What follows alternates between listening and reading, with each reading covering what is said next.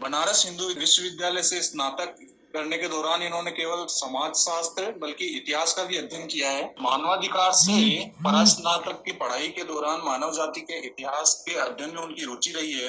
वीर अर्जुन, दैनिक जागरण, नई दुनिया, नेशनल दुनिया जैसे राष्ट्रीय अखबारों में 15 वर्ष तक इन्होंने पत्रकारिता करते हुए लंबे समय तक पुरातत्व सर्वेक्षण विभाग की बीट पर भी काम किया है। कहानी कम्युनिस्टों की पुस्तक के जरिए भारत में वामपंथी विचारधारा के कुत्सित प्रयासों को तथ्यपरक तरीके से प्रस्तुत कर चुके हैं। इनकी अन्य पुस्तकें हैं श्री गुरुजी प्रेरक विचार, हमारे श्री गुरुजी, निशाने पर नरेंद्र मोदी, साजिश की कहानी, तथ्यों की जुबानी और स्वामी रामदेव एक योगी एक योद्धा, आशुतोष महाराज महायोगी का महारहस्य। हाल ही के वर्षों में संदीप देव जी ने हिंदी के पहले ऐसे लेखक हैं जिनकी पुस्तकों ने बिक्री की दृष्टि से 1 लाख का आंकड़ा पार किया है।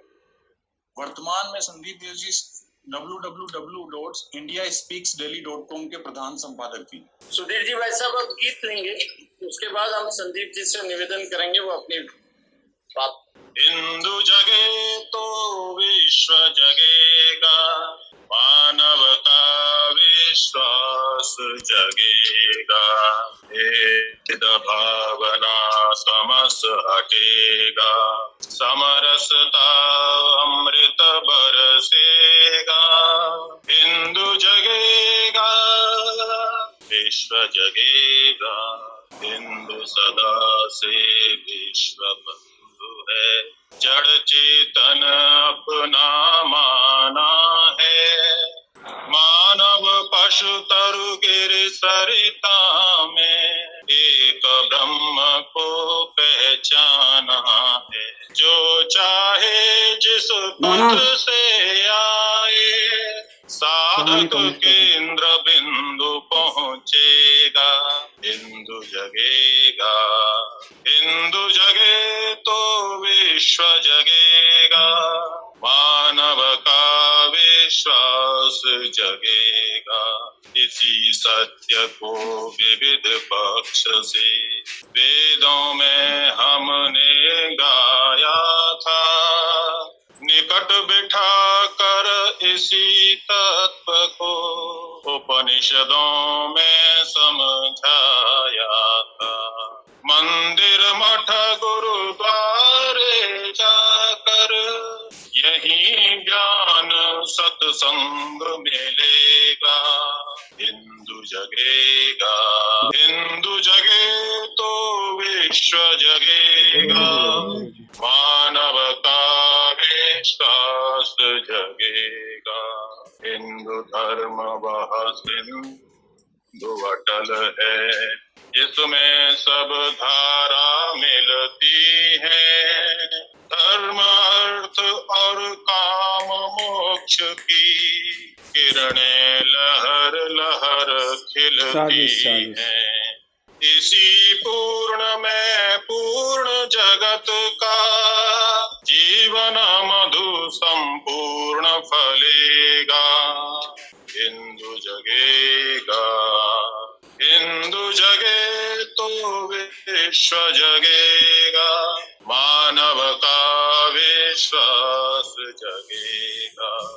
इस पावन हिंदुत्व सुहागी रक्षा प्राणों से करनी है, जग को आर्यशील की शिक्षा निज जीवन से सिखलानी है। द्वेष त्वेष भय सभी हटाने, पांचजन्य फिर से गूंजेगा। हिंदू जगेगा, हिंदू जगे तो विश्व जगेगा, मानव का विश्वास जगेगा। भेद भावना तमस हटेगा, समरसता अमृत बरसेगा। हिंदू जगेगा, विश्व जगेगा। हाँ मैं सब संदीप जी आप अपनी बात सबसे पहले आप सबको मेरा नमस्कार। और एक संघ के कार्यकर्ता के रूप में आप लोग काफ़ी अच्छा जो है कर रहे हैं। और मैं संघ से तो नहीं हूँ, पर संघ को नज़दीक से जानने का मुझे अवसर मिला। और जब मैंने श्री गुरु जी पर जब मैंने बायोग्राफी लिखी, और प्रभात प्रकाशन की एक योजना थी कि संघ के जितने भी सरसंघ चालक हुए हैं उनकी बायोग्राफी लिखाई जाए। तो बाकी जितने भी सरसंघ चालक हैं उनकी जो बायोग्राफी लिखी गई वो सारे संघ से थे। मैं संघ से नहीं था, लेकिन मेरा चयन किया गया। उसमें राम बहादुर राय जी, बहुत सारे लोग थे जिन्होंने, और मैंने श्री गुरु जी को चुना क्योंकि गुरु जी के साथ एक तो मेरा, क्योंकि वो बीएचयू से पढ़े थे, मैं भी बीएचयू से पढ़ा था, तो एक स्वतः सा लगाव था। दूसरी बात ये थी कि गुरु जी के समय इतिहास बड़ा करवट ले रहा था। आप देखिए, भारत की स्वतंत्रता के आंदोलन का जो पीक का काल है, और उसी समय गुरुजी जो है सरसंघ चालक बने हैं, और भारत विभाजन, भारत छोड़ो आंदोलन, तो इतिहास उस समय बहुत तेजी से बदल रहा था, भारत स्वतंत्रता की ओर बढ़ रहा था। तो उस इतिहास में डुबकी लगाने का भी मुझे अवसर मिला, और इसके लिए मैंने बनारस का चयन ही किया। बनारस में मैं नागरिक प्रचारणी सभा के लाइब्रेरी में गया, महीनों भर रहा। मैं उस ज़माने के अखबार मैंने उल्टे, क्योंकि जो लिखा हुआ है यहाँ वो तो एक दूसरे के रेफरेंस से लिखा ही हुआ है। उस समय का इतिहास जो है वो अखबारों में ज़्यादा स्पष्टता से, पूर्वाग्रह मुक्त रूप से दर्ज है, और इसलिए मुझे फिर जानने का अवसर मिला, और फिर ये पुस्तक भी रिलीज हुई। और आज जो जितनी भी पुस्तकें प्रभात ने प्रकाशित की उस श्रृंखला में, वो सबसे ज़्यादा सेलेबल ये पुस्तक है। कारण ये रहा कि मेरा एक दृष्टिकोण बड़ा निरपेक्ष रहा, क्योंकि मैं ना इधर से हूँ ना उधर से हूँ, तो मेरा झुकाव सिर्फ फैक्ट की ओर, इतिहास की ओर रहा। और जिसके कारण तो उस दौरान मुझे संघ से जो है पहले भी स्नेह मिलता रहा। तो मोहन भागवत जी का भी स्नेह मिला है मुझे, सबसे ज़्यादा स्नेह मुझे अशोक सिंघल जी का मिला है। तो मैं उस नाते संघ को समझ पाया। आज का जो विषय आप लोगों ने लिया, वो उस विषय का गान ही, जो आपने जो अभी किया, वो विषय उस गान में ही स्पष्ट हो गया कि यदि हिंदू जगेगा तो ही दुनिया बचेगी, ये पूरा विश्व बचेगा। और सिर्फ एक ही सनातन धर्म जो है वो एक ही है, धर्म एक ही है। हम सब बोल देते हैं धर्मनिरपेक्षता, धर्म, वो लोग धर्म नहीं है वहाँ। हमारे लिए हमारे शास्त्रों में जो शब्द कहे गए हैं उस शास्त्रों के हिसाब से हमें चलना चाहिए। और हमें विधर्मी है या मलेच्छ कहिए, अथवा उनके शब्द कहिए कि वो रिलीजन है, वो मजहब है, धर्म नहीं है। और धर्म तो सबको समेटता है, और वो लोग सबको नहीं समेटते हैं, बड़ा दो में भेद करते हैं। धर्म दो में भेद नहीं करता, अपने अपने गुणों के साथ सबको परम तत्व में विलीन होने का अवसर देता है। धर्म के अपने गुण हैं, अग्नि का अपना गुण है, अग्नि का अपना धर्म है, वायु का अपना धर्म है, पृथ्वी का अपना धर्म है, आकाश का अपना धर्म है। वो धर्म कभी नहीं छोड़ता, और वो कभी भी विवश नहीं करता आकाश की, पृथ्वी तुम मेरे धर्म को धारण करो, और पृथ्वी नहीं कहती कि नहीं तुम मेरे धर्म को धारण करो। हर कोई अपने धर्म के हिसाब से इस पूरे प्रकृति को चलायमान किए हुए है। लेकिन जो दूसरा पक्ष है, जिनके रिलीजन है, मजहब, वो कहता है कि तुम मेरे पक्ष को धारण करो तभी जा पाओगे। तो ये वास्तविक रूप से धर्म नहीं है। इसलिए हम लोग कई बार संघ में भी, मैं कई बार कहता हूँ कि धर्म नहीं कहा जाए इनको, क्योंकि धर्म का स्वभाव नहीं है एक दूसरे पे बलात् किसी चीज़ को थोपना। ये बिल्कुल अधर्म का स्वभाव है, आसुरी प्रवृत्ति है। और जिसको शास्त्रों में हमारे, आप देखिए गुप्त काल से के बाद से सारे साहित्य देखिए, आप यवन के लिए भी, उससे पहले भी यवन तक के लिए मलेच्छ कहा गया है, विधर्मी कहा गया है। तो हम उस शब्द को अगर माने, और धर्मनिरपेक्षता जो हम बोल देते हैं सेकुलरिज्म, ये धर्मनिरपेक्षता शब्द भी हमारे नहीं हैं। हमें सेकुलर शब्द ही बोलने चाहिए। पंथ निरपेक्षता की व्याख्या करते हैं हम, पंथ निरपेक्षता, धर्मनिरपेक्षता ना, उनके ही शब्द आप व्याख्या में लीजिए जो शब्द उनके हैं। कि धर्मनिरपेक्षता जो है, फिर उसमें धर्म आ जाएगा, और धर्म से निरपेक्ष कोई नहीं है, प्रकृति भी नहीं है, ना हम है। कोई भी कितना भी कहे कि मैं नास्तिक हूँ, वो भी धर्म से निरपेक्ष नहीं है। उसके अपने धर्म, अगर परिवार के प्रति उसका दायित्व है, ये उसका धर्म है। तो धर्म से कोई निरपेक्ष हो ही नहीं सकता, वो असंभव वाली बात है, पर हम बोल देते हैं। तो सेकुलरिज्म, चूंकि चर्च से मुक्त शासन व्यवस्था के लिए सेकुलर शब्द आया है, तो हम उनके शब्द का ही उपयोग करें, ये ज़्यादा बेहतर होगा। हमें हिंदू जगेगा, यानी कि हमको हिंदुओं को शब्दों से भी जगाना होगा। हम कंफ्यूज हो जाते हैं कई बार, और उसमें जो हमारा हिंदू समाज है उस कंफ्यूजन को ही वो तोड़ते तोड़ते समय उसका बीत जाता है। फिर हम आगे किसी को जगाएंगे कैसे, लड़ेंगे कैसे? तो सबसे बड़ी बात है कि हम धर्मनिरपेक्षता आदि शब्द बंद करके सेकुलर शब्द का ही उपयोग करें, क्योंकि उनके शब्द हैं, ये उन्हीं के यहाँ संभव है। चर्च यानी वो पूरी शासन व्यवस्था को चर्च के द्वारा संचालित करना चाहते थे, उसके विरुद्ध एक आंदोलन हुआ, चर्च को एक वेटिकन के दायरे में रखा गया, पोप को, और शासन व्यवस्था को उनसे मुक्त रखा गया। फिर वो सेकुलरिज्म शब्द बना। और दूसरा, हम सबको धर्म ना कहें, धर्म सिर्फ सनातन है, धर्म और दूसरा हो ही नहीं सकता है। तो ये मेरी बात है, चूंकि ये गान में था तो मुझे लगा कि हम तब जग पाएंगे जब तक कि हम कुछ शब्दों के वास्तविक मर्म को, वास्तविक अर्थ को नहीं धारण करते। और धर्म का मतलब ही है धारण करना। धार्यति इति धर्म, जो भी आप धारण करने के योग्य हैं। आप किसी को काफिर कह के मारते हैं, ये धारण करने के योग्य नहीं, वो धर्म नहीं है। धर्म वो है जो भी प्रकृति को, मानवता को, मनुष्य को बचाता हो, जो आप लोगों ने अपने गान में कहा है, वही धर्म है। कि हिंदू बचेगा तो मानवता बचेगी, विश्व बचेगा। और इसका उदाहरण हम लेते हैं, थोड़ा सा उदाहरण लेते हैं, क्योंकि आपका गान मुझे बहुत अच्छा लगा है, तो उदाहरण लेते हैं। और जो मैंने कहा था कि हिंदू बचेगा तो ही विश्व बचेगा, उसको हमने कहा, उन्होंने कहा हिंदू जगेगा तो ही जो है भारत बचेगा। एक ही बात है, क्योंकि हम अगर देखें, हम राष्ट्रवाद पे जोर देते हैं, राष्ट्र राष्ट्र राष्ट्र करते हैं, राष्ट्रवाद। असल में राष्ट्रवाद जो है, अगर आध्यात्मिकता और संस्कृति से दूर है तो वो राष्ट्र नहीं है। भारत के राष्ट्र की परिकल्पना अगर हम देखें अथर्ववेद से, वो अलग है। लेकिन हमने राष्ट्रवाद जो है यूरोप वाला अडेप्ट कर लिया। इसलिए हम राष्ट्रवाद जब कहते हैं तो हम राष्ट्रवाद एक खोखले अवधारणा में हम जीते हैं। आप देखिए कि जब ये पूरा भारतवर्ष कितना बड़ा था उस समय, आप देखिए आपका आज आपका तक्षशिला कहाँ है? हिंदू उस प्रदेश से, उस गंधार से उस जो है हटा, वो कंधार बना। आज वहाँ हिंदू तो नहीं है, पूरी मानवता त्राही त्राही कर रही है। आपका वो राष्ट्र भी नहीं रहा, राष्ट्र का हिस्सा भी नहीं रहा। जो पूरा पाकिस्तान का पूरा पोर्शन है, पेशावर, आप देखिए तक्षशिला, जहाँ से धर्म के उद्घोष होते थे, वहाँ हिंदू नहीं बचा, वो आपका राष्ट्र भी नहीं रहा। वो राष्ट्र टूट गया, खत्म हो गया आपका। आप नीचे पश्चिम बंगाल के बाद पूर्वी बंगाल की तरफ जाइए, आप हिंदू नहीं बचा, आपका राष्ट्र समाप्त हो गया। हिंदू नहीं बचा। आज बंगाल की स्थिति देखिए, आप केरला में नंद कुमार जी कितना बढ़िया काम कर रहे हैं, और वो तो इतने विद्वान व्यक्ति हैं। पर जहाँ जहाँ हिंदू मिटा, हिंदुत्व की चेतना मिटी, वो राष्ट्र का हिस्सा नहीं रहा। इसलिए राष्ट्र से पहले धर्म, धर्म है तो ही राष्ट्र है। इसलिए भगवान ये नहीं कहते कि हम, वो कहते हैं धर्म के लिए मैं आता हूँ। धर्म बचेगा तो राष्ट्र बचेगा। महाभारत के का युद्ध आपका उदाहरण है। इसमें धर्म अधर्म एक ही राष्ट्र के लोग लड़ रहे थे, और आप देखिए कि धर्म के पक्ष की स्थापना के लिए भगवान ने हस्तक्षेप किया। तो धर्म पे अगर आप जोर देंगे तो आपका राष्ट्र बचेगा।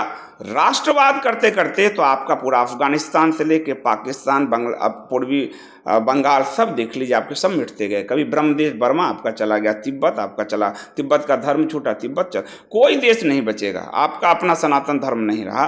तो सनातन में मैं बौद्ध और जो हमारे दर्शन हैं, 6 दर्शन के अलावा में जो नास्तिक दर्शन कहा गया बौद्ध जैन में, उनको भी ले लेता हूँ, सनातन में ही है वो। तो सबसे प्रथम काम है कि धर्म बचेगा। इसलिए भगवान श्री कृष्ण गीता में एक बात बड़ी सुंदर कहते हैं, और हमें अपने शास्त्रों के रेफरेंस हमेशा लेने चाहिए। जीवन में जो भी आप करें, कम से कम नहीं कुछ तो गीता, फिर कथा के रूप में जाना हो तो रामायण महाभारत, उसको लाल कपड़े से मुक्त कीजिए। हमारे घर में वो सिर्फ अगरबत्ती दिखाने के लिए रह गए हैं, और हमें जो बता दिया गया कि महाभारत घर में रहेगा तो भाइयों में झगड़े होंगे, आपको कितनी खूबसूरती से आपके शास्त्र से दूर किया गया। बहुतों के घर में महाभारत नहीं है, भाई भाई लड़ ही रहे हैं, बंटवारा हो ही रहा है, आप देख ही रहे हैं। तो हमें धर्म से बहुत दूर जो किया गया, वो जानते थे कि हिंदू की जो चेतना है यदि उसके धर्म में स्थित हो गई, ये कितना भी दबाव ये स्वर्ण काल ले आएगा। अब जब आप देखिए गुप्त वंश का समय, गुप्त काल का समय हमारा स्वर्ण काल क्यों कहा जाता है? हमारे उस समय आप देखिए कि हिंदू चेतना इतनी उत्कर्ष पर क्यों थी। आप देखिए कि मंदिरों के निर्माण कहाँ तक हो रहे थे, अरब तक हो रहे थे। क्यों हो रहे थे? असल में गुप्त वंश ने धर्म को समझा था, धर्म की चेतना को समझा था, उसके विस्तार को समझा था कि धर्म क्या है। वरना आप देखिए हमारे सारे साहित्य डाइल्यूट कर दिए गए थे, कोई आज की बात नहीं है। आप पुराने जैन बौद्ध साहित्य के दशरथ जातक कथा ले लीजिए। दशरथ जातक कथा क्या कहती है कि दशरथ महाराज के पुत्री और पुत्र थे राम और सीता, और बाद में उनके विवाह करा दिए गए, सहोदर भाई बहन में विवाह करा दिए गए। यानी आपके साहित्य को वो जानते थे, वो उस जमा समय से जानते हैं कि आपके साहित्य से अगर आपको दूर किया गया तो आपको मिटाना बड़ा आसान होगा।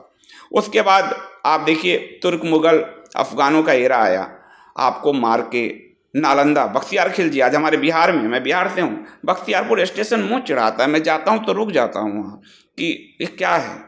नालंदा जलाया गया, विक्रमशिला और नालंदा, जो पूरा तिब्बत का बौद्ध धर्म है, ये 2 विश्वविद्यालय की देन है, नालंदा और विक्रमशिला की देन है। सारे तिब्बत जब जो आक्रांताओं, जो मलेच्छों ने आक्रमण किए बख्तियार खिलजी ने, तो सब अपने अपनी पोथी लेकर भागे वहाँ, और बौद्ध धर्म का जो बौद्ध धर्म के ग्रंथ कुछ बच गए, राहुल संकृतायन को आप पढ़ें तो आपको तिब्बत में उस समय जो है सारा, और मैंने एक तिब्बत पे पूरी सीरीज की थी अभी इंडिया स्पीक्स डेली पे, तो उसके कारण वो बच पाया। बाद में फिर मार्क्सिज्म आया और माओवाद आया, तो आपको उसने, तो नालंदा बौद्ध धर्म का केंद्र था, फिर भी गुप्त वंश के राजा रामगुप्त ने उसको स्थापित कराया, वो धर्म जानते थे।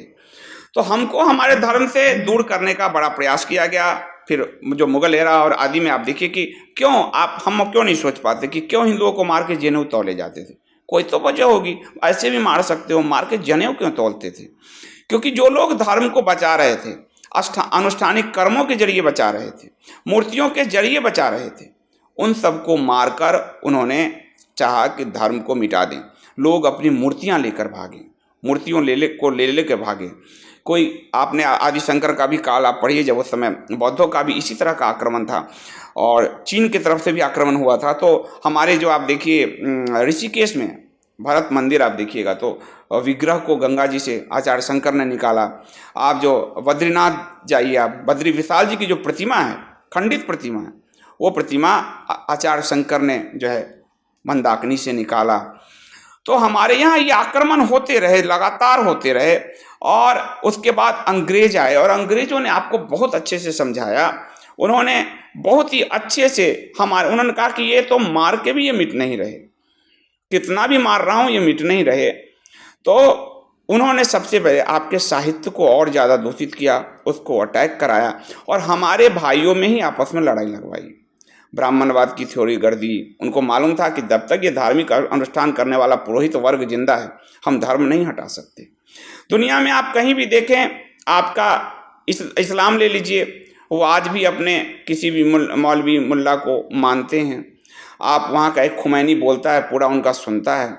आप ईसाइयत लीजिए, पोप को वो लोग सब मानते हैं। लेकिन हम एक ऐसे वर्ग को पैदा किया मैकाले की शिक्षा ने कि हमें अपना ही पुरोहित वर्ग खटकने लगा, और ब्राह्मणवाद और ये जिन्होंने धर्म की रक्षा की, उन्हीं पे हमने उसको इतना गाली दिया, इतना ज़्यादा सताया कि धीरे धीरे क्योंकि आम गृहस्थ जो है वो धर्म से उतना उसका नहीं था। वो आम गृहस्थ जीवन जी रहा है, अपने जीवन को जी रहा है, चला रहा है।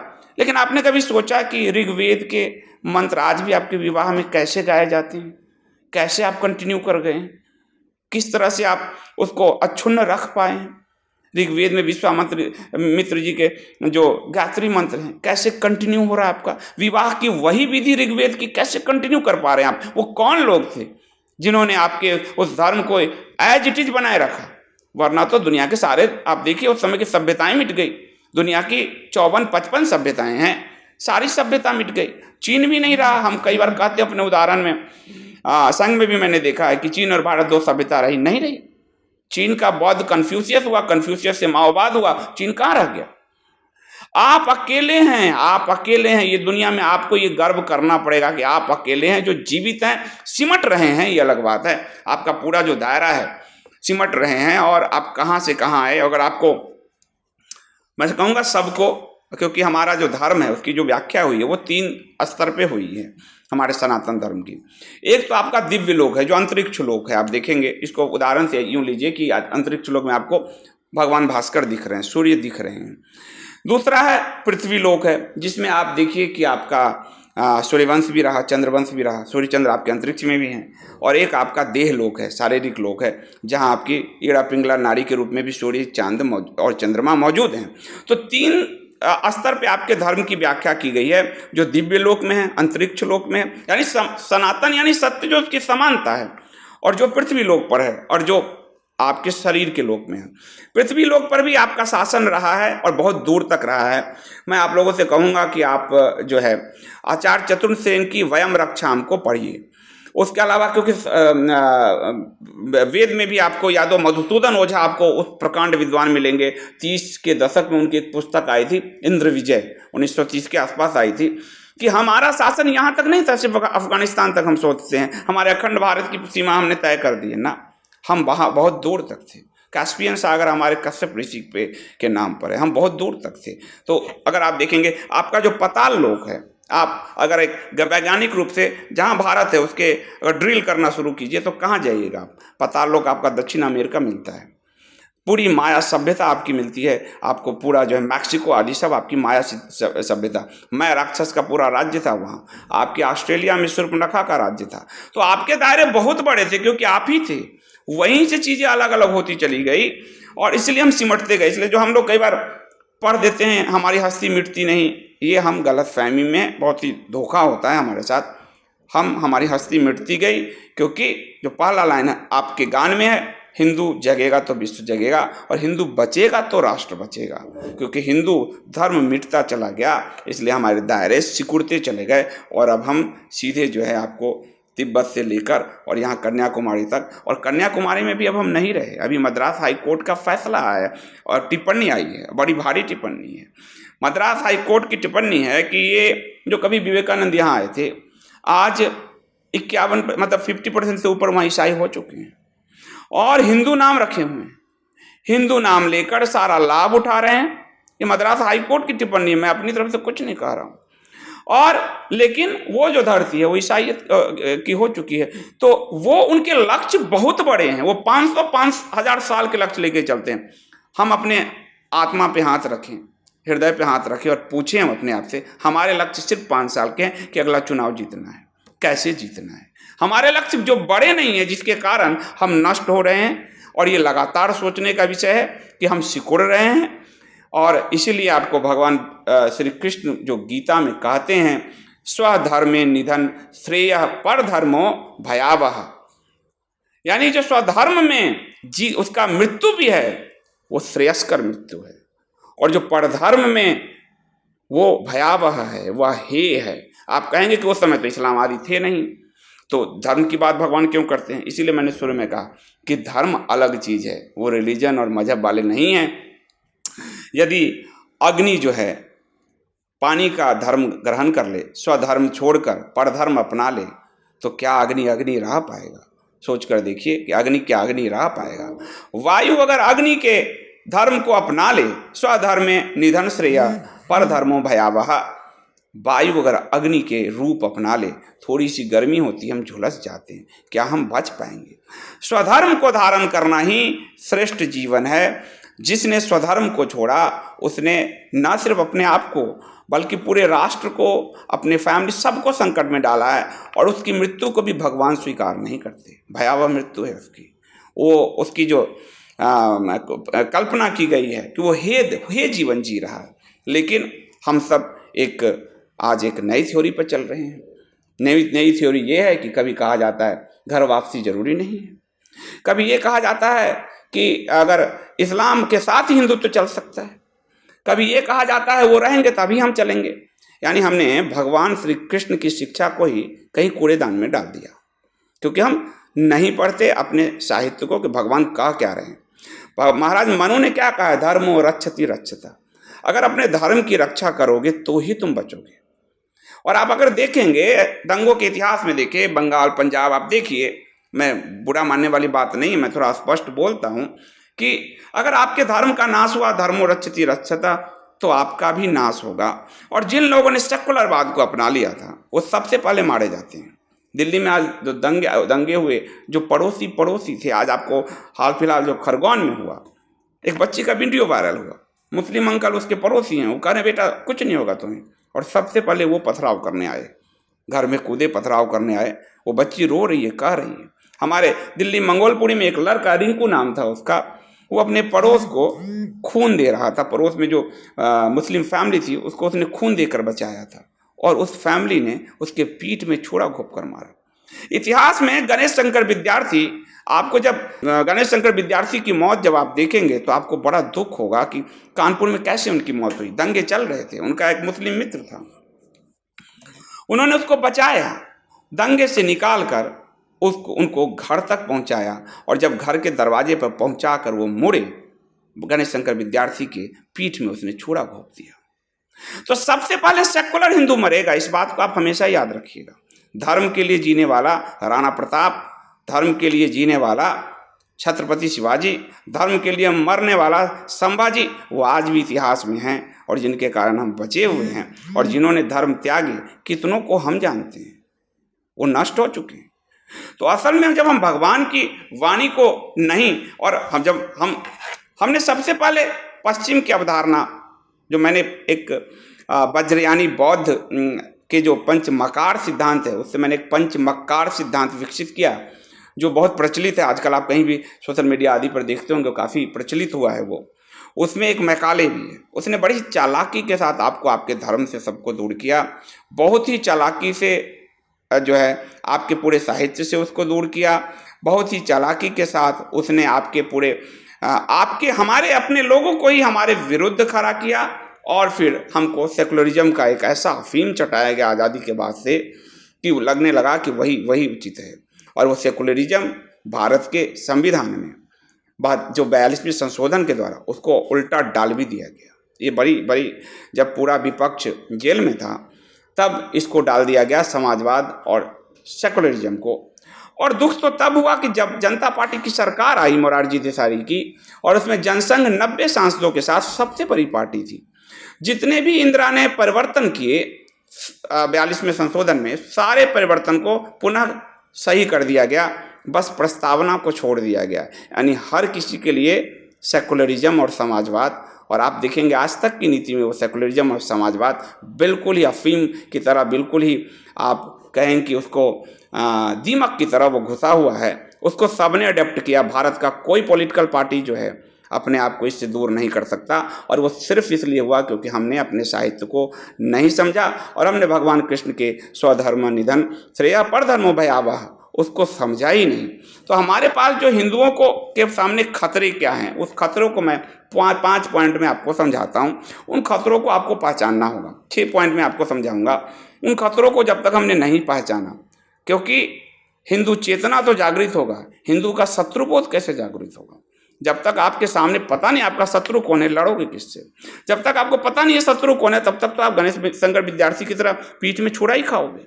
जब तक आपको शत्रु नहीं पता हो, तब तक आप रक्त देते रहोगे, रक्तदान करते रहोगे, वही एक दिन आपका अब रक्त पिपासु बन जाएगा। जब तक आपके शत्रु बोध नहीं होंगे, आपको खरगोन में देखिए पड़ोसी को मार रहा है, बाहर से बुलवा कर मार रहा है। क्या गुजरात दंगे में ये नहीं हुआ कि बाहर से बुलवा कर मारे गए? कि आपको आज गुजरात के खंबात में आज जो हुआ उसमें नहीं हुआ, बाहर से बुलाए गए। और हम इसको क्यों दबाते हैं? कि हम इसलिए दबाते हैं क्योंकि हमारा कहना है कि मिलजुल के रहें। अरे उनकी अवधारणा स्पष्ट है, 2 जो ईमान लाए जो काफिर हो। ईसाईयत इस्लाम सबकी अवधारणा है, मार्क्सवाद की अवधारणा है 2, वो बिना द्वंद्व के जी नहीं सकते। और आपका तो समरसता ऐसा है कि भगवान शिव के दरबार में मोर भी है और सांप भी है, मूसक भी है। आप उस संस्कृति के मानने वाले लोग हैं जहाँ मोर भी है, सांप भी है, मूसक भी है, और आप देखेंगे कि उनकी संस्कृति तो अपने अलावा किसी को स्वीकार ही नहीं कर पाती। और जब वो स्वयं बच जाएंगे तो वो लड़ेंगे। कोई शिया में लड़ेगा, कोई सुन्नी में लड़ेगा, कोई प्रोटेस्टेंट लड़ रहा है, कोई कैथोलिक लड़ रहा है, कोई माओ ने अलग लाइन खींच दी, मार्क्स ने वो लड़ेंगे क्योंकि उनकी पूरी प्रकृति लड़ने की है, पूरी प्रकृति उनकी लड़ने की है। आपकी प्रकृति सामंजस्य की है, पर उस सामंजस्य को बचाए रखने के लिए भी तो लड़ना होगा, शत्रुबोध जागृत तो करना होगा कि शत्रु आखिर है कौन। तो शत्रुबोध कैसे जागृत हो, उसके लिए मैं आपको जो ये छठ मक्कार वाली मैंने जो वो आपको पता चल जाएगा कि ये कौन लोग हैं। पहला मैं आपको लेता हूँ, उसमें मसीहवाद आता है, एक 1 नेम आता है मसीहवाद। आपका इनके खतरे क्या है, मैं एक एक लाइन में समझाता जाता हूँ। इनके खतरे हैं कि आपके धर्म को, धर्मांतरण का बड़ा तेज धंधा चलाते हैं। इनके यूरोप में जनसंख्या ठहर गई है, ये दूसरों को धर्मांतरित करके जो है और आपके बीच जो है अपनी संख्या बल बढ़ाते जा रहे हैं। आपको मैंने भी कन्याकुमारी का उदाहरण दिया, आप पूरा नॉर्थ ईस्ट देख लीजिए, नागालैंड में आपको परमिट लेकर जाना पड़ता है, ये स्थिति उन्होंने की हुई है। पूरा साउथ, एक जो कहा गया सिखों की भूमि, गुरुओं की भूमि, पगड़ी वाले सिख के जो गुरु गोविंद साहब ने गुरु ग्रंथ साहब को एक आखिरी गुरु बना दिया। आज वहाँ देखिए दुनिया का, एशिया का सबसे बड़ा तीसरा चौथे नंबर पे चर्च बन रहा है। हमारी सरकार ने जमीन दी है, अमरिंदर सिंह ने जमीन दिया, और उसी अमरिंदर सिंह के साथ फिर बाद में हमने गठबंधन किए, वो वहाँ चर्च बनवा रहा है। पूरे सिख जो एक वीर कौम है उसको पूरा कन्वर्ट करता हुआ पूरा जालंधर आप देख लीजिए, गांव गांव चर्च देख लीजिए। तो मसीहवाद जो आपका पहला शत्रुबोध होगा कि वो आपके धर्म से, और लोग कहते हैं, हमारे संघ में कहते हैं, मुझे एक बार मनमोहन वैद्य जी ने भी एक बार कहा कि नहीं, हम इसको धर्मनिरपेक्षता, धर्म परिवर्तन ना कहें, हम इसको कुछ और कर शब्द देखते हैं, धर्म परिवर्तन ही है ये, क्योंकि आपके मूल स्वभाव को ही वो बदल देते हैं, आपके मूल धर्म को वो बदल देते हैं, आप वो नहीं रह पाते। इसलिए शब्दों के माया जाल में अगर आप फंसेंगे तो आप वहीं के वहीं रह जाएंगे। आपका पूरा स्वभाव बदल जाता है, आप जो गोरक्षक से गोभक्षक बन जाते हैं, आप मूर्ति पूजक से मूर्ति तोड़क बन जाते हैं, आपके पूरा धर्म को बदलते हैं। ये धर्म परिवर्तन ही है, मैं इस बात के लिए साफ स्पष्ट हूं, ये धर्म परिवर्तन ही है। आपके पूरे स्वभाव को बदल दिया जाता है, आपके पूरे व्यवहार को बदल दिया जाता है, आपके पूरे जीवन शैली, आचरण, आपके पूरे परिवार के सिस्टम को बदल दिया जाता है, आपका सब कुछ बदल जाता है। और धर्म का मतलब मूल स्वभाव है, मूल कर्तव्य है। तो ये धर्म परिवर्तन ही है। मैं इसको बात को लेकर बिल्कुल अडिग हूं अपने बात पे, इसको धर्म परिवर्तन ही कहा जाए। जितनी तरह की थ्योरी में फंसेंगे, कंफ्यूजन बढ़ता जाएगा, हिंदू का शत्रु बोध समाप्त हो जाएगा। तो मसीहवाद से जो आपके खतरे हैं वो धर्म परिवर्तन का है, बड़ा है, और वो सिर्फ आपके धर्म ही नहीं लेता, आपके मूल स्वभाव, आचरण सबको बदल देता है। चंद चावल, चंद रुपए, चंद स्वास्थ्य सेवाओं, इन सब के लिए। और वो इतने इतने चालाक लोग हैं कि मरियम, माता मरियम जो है उनके हम देखिए हमारा स्वभाव, हम उनकी मरियम को भी माता मरियम कह रहे हैं, ये हमारा धर्म है। और उनकी जो माता मरियम, उसको भारतीय परिधान में उन्होंने बिंदी लगा दिया, चूड़ी पहना दिया, साड़ी, ताकि आपको जो मूर्ति पूजना है ना जी, हाँ, आपको अपने धर्म ही मानना है, लो ही लो। ईसा को कभी कृष्ण रूप में दिखाते, कभी राम रूप में दिखा रहे हैं। यानी वो हिंदुओं को कैसे छल रहे हैं, ये हिंदुओं को बताना होगा, चेतना बोध जागृत करना होगा आपको कि परमात्मा सिर्फ इस धरती पर आया है, ये परमात्मा नहीं है, ये सब तो परमात्मा के मैसेंजर हैं जो बने, परमात्मा तत्व तो है ही नहीं। और ये इनके पूरे रिलीजन और मजहब में परमात्मा तत्व तो कहीं दूर दूर तक नहीं है। तो तुम परमात्मा को छोड़ के, साक्षात परमात्मा को छोड़ के, पूर्ण अवतार कृष्ण को छोड़ के ये क्या कर रहे हैं? आपको जब तक शत्रु बोध आप नहीं जगाओगे तब तक वो धर्म परिवर्तन में सफल होते रहेंगे। दूसरा आपका मसीहवाद के बाद मोहम्मदवाद है, क्योंकि मैंने एक अपने यहाँ से नहीं, उनके टर्म, उनके कालक्रम से लिया है। यहूदी धर्म से जो तीन, उनके यहूदी से जो रिलीजन से जो निकले, यहूदी, ईसाइयत और इस्लाम, ये क्रम रहा वहाँ। जैसे हमारे यहाँ सनातन से बौद्ध और जैन और सिख पंथ बाद में निकला। तो दूसरे हैं आपके मोहम्मदवाद, और इसमें मैं वाद शब्द यूज करता हूँ। वाद इसलिए क्योंकि वाद जबरदस्ती थोपना है, इसलिए मैं ये नहीं कह रहा आपको कि मसीहवाद कहा मैंने, मोहम्मदवाद, वो अपने विचारों को जबरदस्ती थोपना कि मानो नहीं तो मरो। आपने अभी सबने कश्मीर फाइल देखी, क्या कहते हैं, या तो अपनाओ, हमारे मजहब को अपनाओ, या फिर मरो, या फिर भागो, और कोई ऑप्शन नहीं है। तो वो जबरदस्ती थोपना जो है वाद है, पूरी तरह से जबरदस्ती थोपना, तो अपने विचारों को थोपना। तो दूसरा है मोहम्मदवाद, उसके खतरे आपके पास, वो मसीहवाद से आपको धर्मांतरण का खतरा है, मोहम्मदवाद से आपके पूरे जीवन, राष्ट्र, संपत्ति, महिलाएं, आपकी बेटियां, बहुत सबको खतरा है। वो शारीरिक जो संघर्ष है आपका, उस पर भरोसा करते हैं, उस पे उसका पूरा यकीन है कि हम मार के इनको बदलेंगे। मारो भागो, यानी मरो, कन्वर्ट हो, मरो या भागो, उनकी पूरी थ्योरी यही है। तो उसके लिए आपको हिंदू चेतना में जो आपको करना होगा, जैसे अब संघ में बड़ा सुंदर था, लाठी सिखाते थे, वो बहुत ज़रूरी है, शरीर की स्फूर्ति बनी रहती है। और एक बार लाठी की परंपरा आपने सीख ली तो आप शस्त्र चलाना सीख लेंगे हर तरह का। तो शस्त्र और शास्त्र जो हमारे हर धर्म हर हमारे देवताओं के हाथ में रहे, उसको भी हमने विलीन कर दिया है। हिंदू को इतना ज़्यादा हमने अहिंसा के नाम पर एक गाल के बाद दूसरा गाल दिखाते चले जाओ, थप्पड़ खाते चलो, ऐसा लगा कि ये लात खाने वाली जाति है, जो चाहा 2 लात आकर मारकर चला गया, जबकि हमारे सारे देवता बिना शस्त्र और शास्त्र के हैं ही नहीं। तो हमने अपने धर्म को जब नहीं धारण किया तो ये दिक्कत होती है, हमने अपने देवताओं को नहीं समझा तो ये दिक्कत होती है। तो आपको शारीरिक बल से, सौष्ठव से, इस खतरे का जो दूसरा नंबर का खतरा है उसका मुकाबला आपको शारीरिक बल और सौष्ठव से करना होगा। इसके और उदाहरण देता हूँ। भारत के दंगों के इतिहास लीजिए, दंगों पे एक बड़ी पुरानी स्टडी है, उस स्टडी को आप लोग पढ़िएगा। भारत के 95-99% दंगे वही करते हैं, उन्हीं की तरफ से होते हैं, शुरुआत वही करते हैं। यानी वो शारीरिक बल से बलात् आपको कन्वर्ट करना या आपको मारना या आपको भगाना चाहते हैं, वहाँ बलात् है। धर्मांतरण में वहाँ चालाकी है कि आप माता मरियम को भी आपके देवता का, आपकी माता का, हमारे देव कृष्ण के रूप में ईसा को, तो वो वहाँ चालाकी कर रहे हैं, बहुत चालाकी से भी कहूँगा, चतुराई है उनकी। दूसरा जो है जो शारीरिक बल के साथ आपके साथ कर रहा है। तो चतुराई को समझने के लिए आपको पूरा प्रशिक्षण कि कैसे समझें, तो धर्म का बोध हो। शारीरिक बल के लिए आपको शारीरिक सौष्ठव जो संघ में लाठी कभी सिखाते थे, धीरे धीरे अगर हमारे बच्चे खेल की तरफ जाते हैं, शूटिंग सीखते हैं, आर्चरी सीखते हैं, बॉक्सिंग सीखते हैं, कुश्ती सीखते हैं, हमारे अपने परिवार में बच्चों को इसके लिए प्रेरित करना चाहिए कि शारीरिक फिटनेस, वो पूरे दिन कंप्यूटर पर बैठ के कटर पटर ना कर रहा हो, वीडियो गेम में ना समय ना लगा रहा हो। तेंदुलकर ने कहा ना कि आज के बच्चों की सिर्फ उंगलियां मजबूत है, पूरा शरीर खोखला हो रहा है। तो शारीरिक सौष्ठव पे भी आपको दूसरे नंबर के खतरे के लिए आपको जोर देना होगा। तीसरा नंबर का जो आपका खतरा है वो है मैकालेवाद का। मैकालेवाद यानी कि अभिजन, एलिट क्लास। इस एलिट क्लास का स्वभाव भेड़िए का स्वभाव है। इसको अगर आप देखें, जो है मैकियावेली ने द प्रिंस जो पुस्तक लिखी है उसमें उन्होंने लायन और फॉक्स की थ्योरी दी है। और जब हम आगे और बढ़ते हैं समाजशास्त्र में तो विल्किंस पैरेटो ने इसको बहुत विस्तार दिया है कि लायन और फॉक्स की थ्योरी। और फॉक्स हमेशा सत्ता पाने के लिए, आप पे कब्जा करने के लिए, वो हमेशा लोमड़ी चालाक होती है।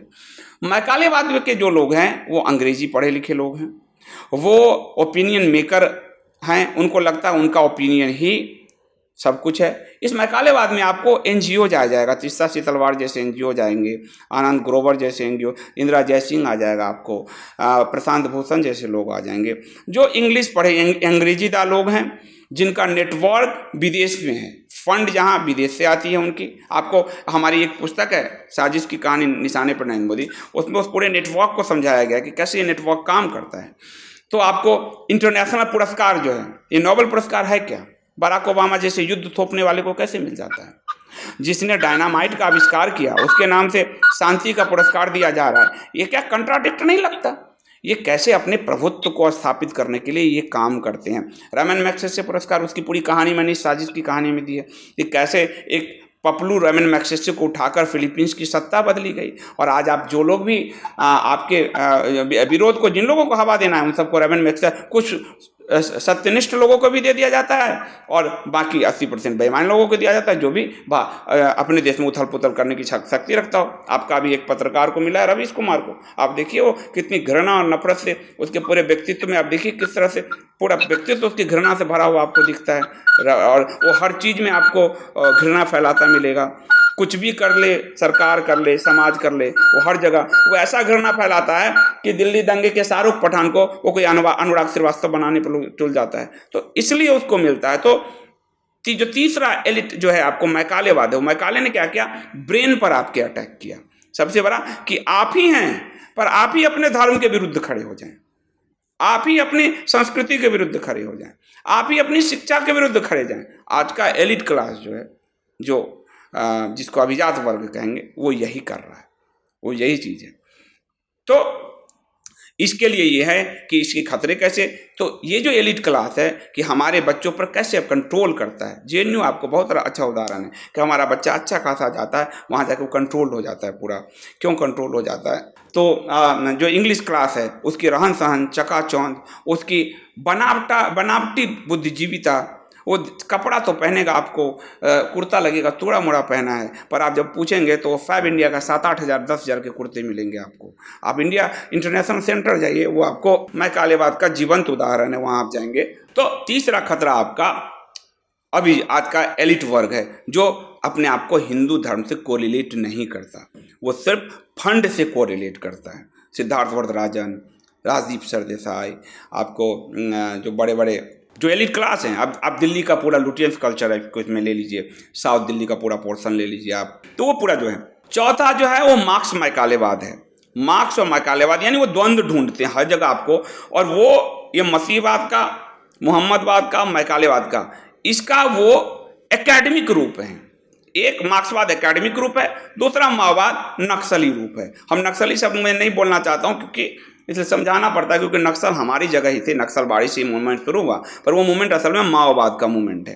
तो आपको ये हमेशा द्वंद्व, और वो इन तीनों का मुखौटा है, वो तीनों का मुखौटा है, उसका वो एकेडमिक रूप है। वो एकेडमिकली इसको साबित करने की कोशिश करेगा कि जैसे आप राम जन्मभूमि हुआ तो राम ने वहाँ जन्म नहीं लिया, इसके लिए पूरा जो रोमेला थापर कूद गई, इरफान हबीब कूद गए, ये आपका मार्क्सवाद है। और राम जो है तुम्हारे देवता नहीं है, तुम मूल निवासी हो, वनवासी हो, तुम जल जंगल जमीन की लड़ाई है, वो माओवाद है। यानी आपके द्वंद्व क्रिएट करके आपकी संस्कृति पे आघात। तो ये आपको अपने बच्चों को समझाना पड़ेगा कि मार्क्स और माओवाद के खतरे कैसे हैं, वो किस तरह से अपनी चपेट में लेता है, वो कैसे साहित्य रचता है, इसके लिए साहित्य रचता है, फर्जी साहित्य। अभी आपने देखा होगा शाहीन बाग के अभी जो मूवमेंट चले, शाहीन बाग पे नकली साहित्य रच दिए गए, विदेशी पब्लिकेशन के साथ रच दिए गए। और जब दिल्ली दंगे पे उसी पब्लिकेशन के साथ दूसरा एक थॉट आया मुनकार और का, तो उसको बंद कर दिए गए। ब्लूम्सबेरी, जिसका मैं ऑथर रहा, और ब्लूम्सबेरी का पूरे इंडिया में मैं पहला हिंदी ऑथर हूँ, और ब्लूम्सबेरी को जो बिजनेस मिला इंडिया में से, जो टॉप 2 जो उसके ऑथर हैं उसमें मैं दूसरे नंबर पे हूँ। पहला शिव खेरा, दूसरा नंबर पे मैं हूँ, जो मेरी किताबें ने लाख लाख के बिजनेस दिए हैं उसको।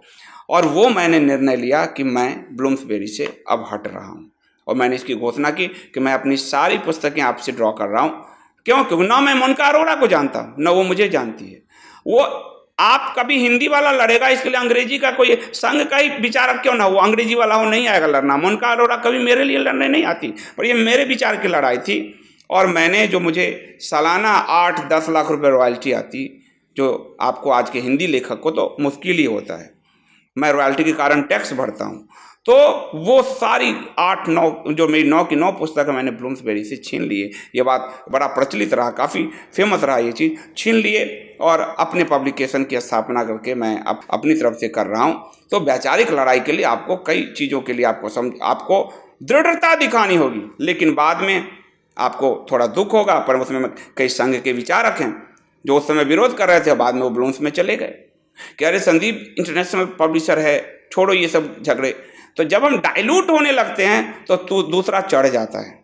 डाइल्यूजन जो है बहुत बड़ा खतरा है। तो हमारा मार्क्स माओवाद का जो खतरा है वो एकेडमिक है, लिटरेचर से जुड़ा हुआ है। 5वां खतरा हमारा जो ये मीडियावाद, ये मीडिया आपका कभी नहीं है, ये फंड विदेशी से फंड से, और इसमें पूरा एलिट क्लास, मार्क्स माओवाद, इस्लामिस्ट, ईसाइयत, उस सब का एक अड्डा है मीडिया, जो आप पर अटैक करता है। और मीडिया कभी भी प्रो हिंदू नहीं रहेगा, बहुत कम मीडिया होगी। आज आपको जो पत्रकार दिखते हैं, आप जिनको राष्ट्रवादी कह देते हैं, देखिए आध्यात्मिकता से दूर होने का क्या परिणाम है।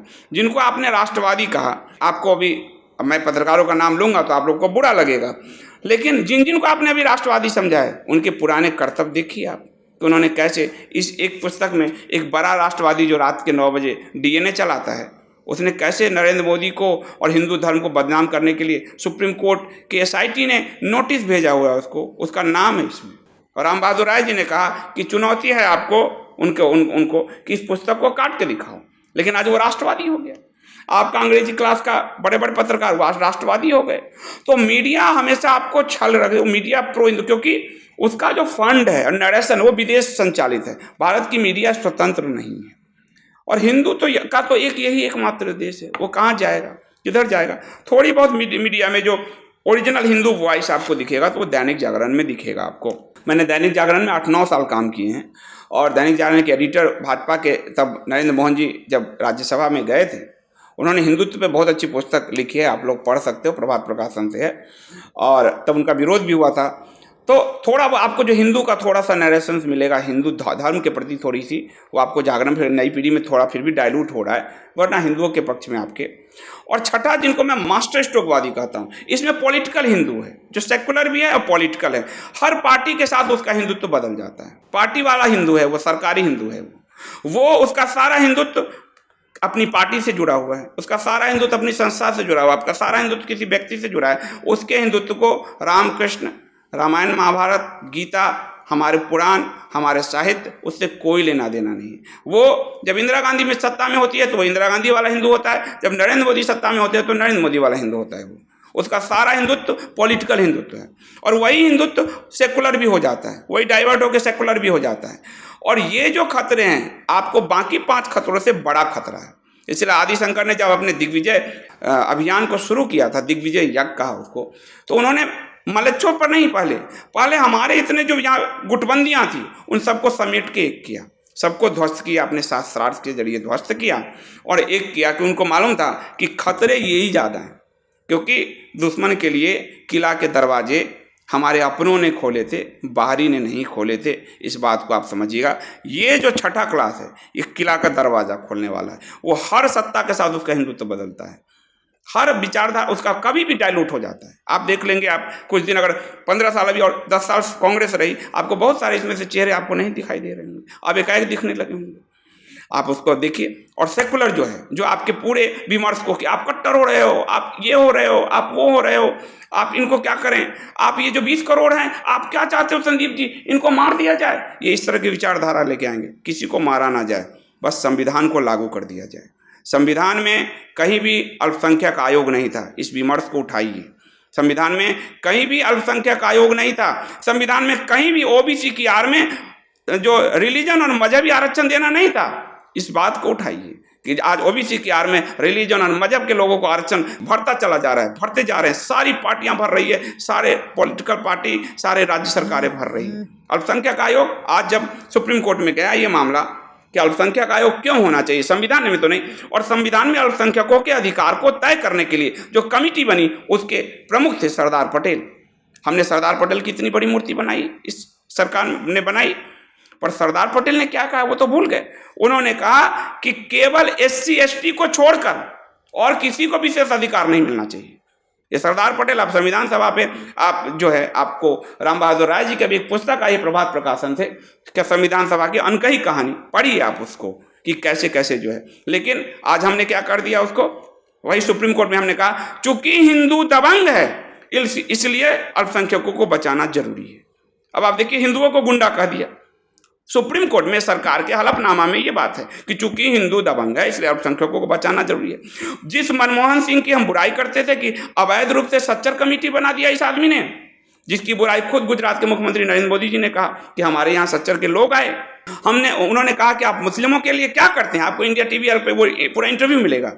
उन्होंने कहा, हमने कहा कि हम मुस्लिमों के लिए कुछ नहीं करते, और सुनिए हम हिंदुओं के लिए भी कुछ नहीं करते, हम 6 करोड़ गुजरातियों के लिए करते हैं। हमारा सीना कितना चौड़ा हो गया कि एक आदमी आया जो ये नारा दे रहा है, विकास सबका, तुष्टिकरण किसी का नहीं, लेकिन आज चुपके से वो अवैध सच्चर कमेटी लागू कर दी गई। आपको पता है, वो सुप्रीम कोर्ट में लागू दे दिया कि मुस्लिम किस आधार पर पिछड़े हैं। सुप्रीम कोर्ट ने यह सच्चर कमेटी, हमारी सरकार ने पेश कर दिया सच्चर कमेटी वहाँ पर, और सच्चर कमेटी के आधार पर आज खुद जो सरकार का प्रेस रिलीज आया है नकवी साहब के मंत्रालय से, वो कहते हैं 2014 से पहले टेक्निकल क्षेत्र में टोटल 20,000 मुस्लिमों को नौकरी मिली। वो अल्पसंख्यक कह रहे हैं, लेकिन ऊपर लिखा हुआ मुस्लिम, ध्यान दीजिएगा इसको। इसलिए अल्पसंख्यक में जैन बौद्ध धर्म को कोई गिन ही नहीं रहा, बस एक ही है जो गिनती हो रहा है। तो टोटल 14 से पहले 20,000 को हमने जो है वो नौकरी अभी तक मिला था।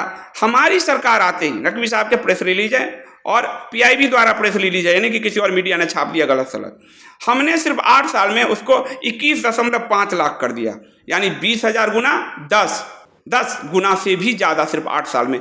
जो 14 से पहले 60-70 साल में 20,000 पहुंचा था, उस सिर्फ 8 साल में 21.5 लाख हो गया। उसके बाद उन्होंने कहा कि 14 से पहले 3 करोड़ को वजीफा मिला, अल्पसंख्यकों को, वो वजीफा अपना मुस्लिम है, अल्पसंख्यकों को मिला, ऑलरेडी ऊपर लिखा हुआ मुस्लिम कल्याण, नीचे केवल अल्पसंख्यक भर के उस चीज को, प्रेस रिलीज में है ये।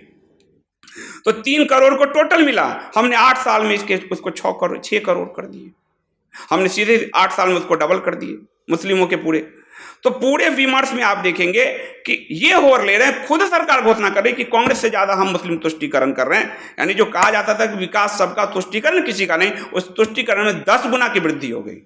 आप देखिए, जिसने एंटी-सीएए मूवमेंट चलाया उसके साथ मिलकर आईएएस की कोचिंग चलाई जा रही है, सरकार फंड कर रहा है, यूनिवर्सिटी ग्रांट कमीशन फंड कर रहा है। एक जामिया से 52 आईएएस एक मुस्लिम वर्ग से निकल रहा है। आप कहोगे इसमें क्या गलती है? गलती ये है कि अभी आपने कानपुर के आईएएस को देखा, उसने क्या कहा कि हम जब अभी एक्सपोज हुआ कि वो उसको काम कराने कोई भी आता था तो अपने सेक्रेटरी से मैसेज दिलवाता था कि पहले इसको कहो कि धर्म परिवर्तन करेगा, फिर इसके काम होंगे।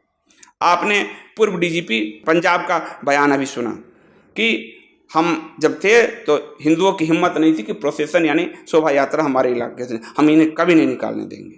वो आप अब चले जाओ झारखंड में आप गए, आपका जो अभी झारखंड में दंगे हुए, जो वहाँ का डीएसपी है मुस्लिम, उसने पूरे दंगों को क्या रूप दिया उसका आप अध्ययन कीजिए। आप गोधरा, ये पुस्तक में मैंने आज नहीं कह रहा हूँ, मैं उस समय गोधरा में आपका जो एक डिप्टी कलेक्टर था मुस्लिम, उसका साबरमती एक्सप्रेस जलाने में आप भूमिका आप सर्च कर लीजिए। जो लाइनमैन था सरकारी कर्मचारी, उसकी भूमिका आप तय कर लीजिए। और अभी जो आपको खरगोन में हुआ है मध्य प्रदेश में, 4 कर्मचारी हटाए गए हैं, दंगा भड़का रहे थे। आपने आज़ादी के बाद देखा जब हमारा पाकिस्तान के साथ हो रहा था, सेना में कई लोग थे उधर भाग गए। बिना इतिहास का अध्ययन किए हम उनको भर रहे हैं। कल को जब कभी दंगे होंगे, कल का आपका काम होगा, वो आप पर सबसे ज़्यादा भारी होने वाला है, आपकी स्थिति खराब होने वाली है। आपने उनको पूरा भर दिया और आप कहोगे योग्यता है संदीप जी, क्यों ना भरें? ठीक है, योग्यता है तो क्या आपके बच्चों को 1.5 लाख और 1 लाख का कोचिंग करने के लिए पैसा देती है सरकार? आपके बच्चों को, हिंदुओं के बच्चों को मिलता है क्या 1-1.5 लाख रुपए? उनके बच्चों को कोचिंग के लिए मिल रहा है। वो सब्जेक्ट क्या चुनते हैं? उर्दू और इस्लामिक स्टडीज। उसको चेक करने वाले कौन होते हैं? वही उर्दू और इस्लामिक स्टडीज वाले। नंबर कैसे दिया जाता है? तो आपका जो ये छठा खतरा है वो सबसे बड़ा खतरा है, क्योंकि वो हमारे रूप में आया है, वो हमारा ही रूप धर के आया है। और अगर इसको हम देखेंगे कि हमारे शास्त्रों में फिर इसके उदाहरण मिल जाते हैं। रावण हमेशा ही साधु भेष धर के आया था सीता जी को उठाने, और काल ने भी भक्त बनकर आया था हनुमान जी को डिस्ट्रॉय करने। और आधुनिक समय में एक बड़े महात्मा, आपके सबसे बड़े हिंदू संत बनकर आए, रघुपति राघव राजा राम, ईश्वर और अल्लाह को मिला के एक, और मालाबार में हिंदुओं के सफाई से लेके भारत विभाजन में 10 लाख हिंदुओं के मौत तक महात्मावाद जिम्मेदार हो गया। तो आपको अपने अपने खतरे पहचानेंगे तो हिंदू बचेगा, और हिंदू बचेगा तो आपका जो गान था कि हिंदू जगेगा, तभी विश्व का कल्याण होगा, मानवता का कल्याण होगा। वरना ये दुनिया आप देखिए ना कि आप सदियों से हैं, वो 1400-1300 साल से हैं, उनके 57 देश हैं, आपके कितने देश हैं? मैं इसी पॉइंट पर इस विमर्श को समाप्त करता हूँ। धन्यवाद।